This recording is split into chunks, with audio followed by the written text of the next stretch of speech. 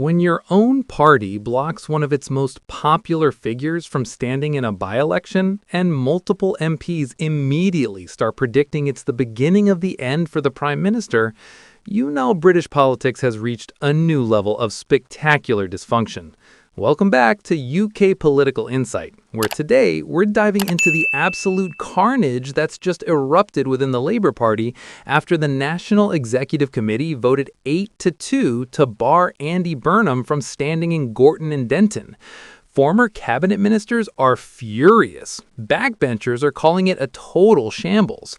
Richard Burgon's demanding emergency meetings. Momentum's declaring this the beginning of the end for Starmer's government.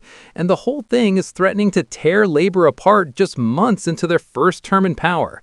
Buckle up, because this is going to be messy. So here's what just happened. The Labour NEC, which is the party's ruling body responsible for decisions about candidates and party management, voted on whether to allow Andy Burnham to stand as the Labour candidate in the Gorton and Denton by-election. 8 members, including Keir Starmer himself, voted no. Only 2 voted yes. That's a crushing defeat for Burnham, and a very deliberate decision by the party leadership to block his return to Westminster. This wasn't a close call where they reluctantly decided against him. This was a clear majority saying absolutely not, despite enormous public pressure and support from senior Labour figures. The immediate reaction has been volcanic. Louise High, who was Transport Secretary until she resigned over a historic conviction, called the decision incredibly disappointing and urged the NEC to change course and make the right decision. For a former cabinet minister to publicly criticize a party leadership decision like this is significant. High's got nothing to lose personally since she's already resigned from government, but she's still taking a risk by calling out Starmer and the NEC because it marks her as disloyal, as someone who'll break ranks when she disagrees. An unnamed Labour backbencher, clearly speaking anonymously because they don't want to be identified criticizing leadership, described the move as a total shambles and utter nonsense. Then they dropped the real bombshell by saying they believe the party will now lose the Gorton and Denton by-election.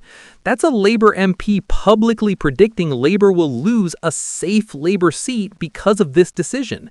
That's not just criticism. That's a prophecy of electoral disaster directly caused by the leadership's choice. Richard Burgon, who's secretary of the Socialist Campaign Group and represents Labour's left wing, went absolutely nuclear. He called for an emergency NEC meeting and accused Starmer and his clique of being prepared to lose Gorton and Denton to reform just to protect narrow factional interests. That's devastating criticism because it's saying Starmer cares more about internal party control than winning elections. Burgon's calling it weak leadership that will deepen the party's crisis, which is about as damning as it gets from your own side. The phrase Starmer and his clique is particularly pointed because it paints the leadership as a small, insular group making decisions based on self-interest rather than the broader party or electoral success. It's the language of factional warfare, and Burgon's not even trying to hide that he thinks this is about Starmer protecting himself from a potential challenger rather than making the best electoral decision. Momentum, the left-wing campaign group that was instrumental in Corbyn's leadership, released a statement that's basically a declaration of war. They called the decision a catastrophic example of nasty factionalism typical of Starmer's leadership. They said local members have been denied the chance to vote for the best candidate to defeat reform, showing that control freakery at the top is destroying Labour's chances of winning. That's scorched earth criticism from an organized faction within the party. But here's where Momentum really went for it. They said this is clearly the beginning of the end for Starmer's government, citing plummeting approval ratings and a refusal to back bold popular policies. Then they predicted it's increasingly likely there'll be a leadership election in the near future and urged socialists and progressives to stay in, join, or rejoin Labour to have a say in that contest. That's not just criticizing a decision, that's openly preparing for a leadership challenge, telling their supporters to position themselves for the fight that's coming. Nadia Whitmore, Labour MP for Nottingham East and a prominent left-wing voice, piled on by saying Labour right apparatchiks care more about settling personal scores than winning elections, even if it means risking gifting Reform another parliamentary seat. She accused them of destroying the only electoral vehicle currently capable of stopping a proto-fascist government in 2029. The phrase faction before party before country is absolutely brutal, suggesting the leadership's priorities are completely backwards. The proto-fascist government reference is clearly aimed at Reform UK and the threat they represent. Whitmore saying that by blocking Burnham and potentially losing this seat to Reform, Labour's helping the very forces they should be opposing. It's an argument that electoral success against Reform should trump internal party considerations, and by prioritizing the latter, Starmer's being strategically idiotic. Not everyone is furious, though. Phil Brickell, Labour MP for Bolton West, defended the decision by saying Burnham's speculation about his candidacy had seen Labour turn inward and undermine the PM's efforts at home and abroad. He argued Burnham's doing a great job as Greater Manchester Mayor, and avoiding an unnecessary mayoral election would save taxpayer money and resources better spent on the cost of living crisis. Then he said Labour should focus on winning the by-election with a positive campaign about tackling costs and bringing investment. Brickell's argument is the official Labour line. It sounds reasonable and measured, focused on practical considerations about avoiding another election and keeping Burnham in his current successful role. But it completely ignores the electoral reality that multiple other Labour MPs are pointing out, which is that Burnham might be the only candidate who can convincingly hold this seat against Reform. The argument about saving money on a mayoral election rings hollow when you're potentially about to lose a parliamentary seat to Nigel Farage's party. The fundamental issue here is what this decision reveals about Starmer's leadership and the Labour Party's internal dynamics. On one hand, you could argue the NEC made a reasonable decision based on practical considerations. Burnham's got an important job as mayor, running another election would be expensive and disruptive, and maybe they genuinely believe they can hold the seat with a different candidate. That's the charitable interpretation. On the other hand, and this is what the critics are arguing, this looks exactly like factional control trumping electoral strategy.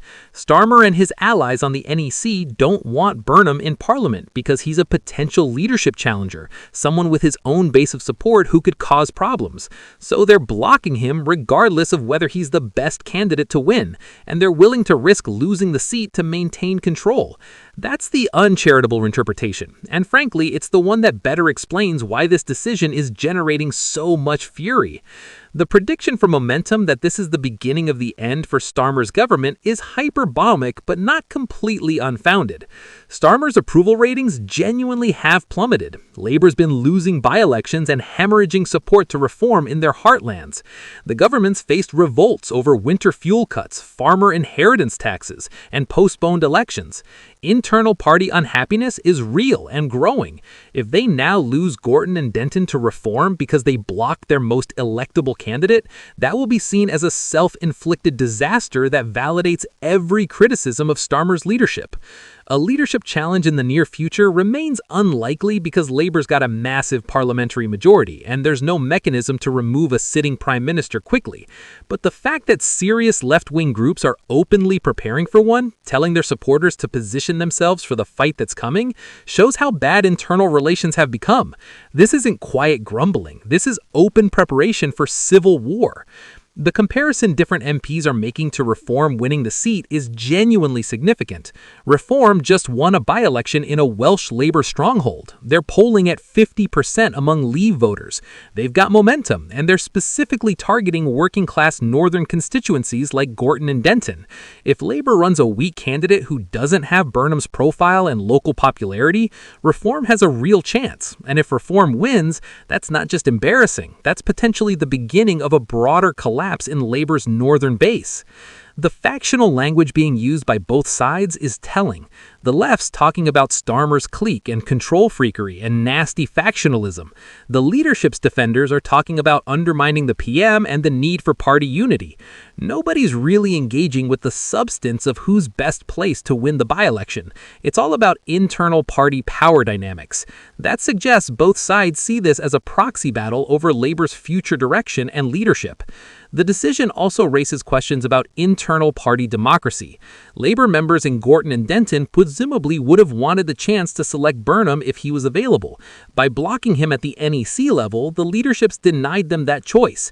That's top-down control that contradicts Labour's supposed commitment to member democracy and grassroots empowerment. It feeds the narrative that Starmer's Labour is authoritarian and doesn't trust its own members. The timing couldn't be worse either. This row is happening while Starmer's trying to govern, deal with Trump, manage the economy, and show Labour can be trusted with power. Instead, he's got former cabinet ministers criticizing him, backbenchers predicting electoral disaster, organized factions preparing for leadership challenges, and a very public demonstration that his party is divided and dysfunctional. That's terrible optics that damages both Starmer personally and Labour's broader credibility. The emergency NEC meeting Burgon's calling for probably won't happen, but the fact that he's demanding it shows how seriously the left's taking this. They see an opportunity to force a reversal, to embarrass the leadership, and to demonstrate that there's organized opposition capable of fighting back. Even if they fail, the process of demanding the meeting and publicizing the fight keeps the story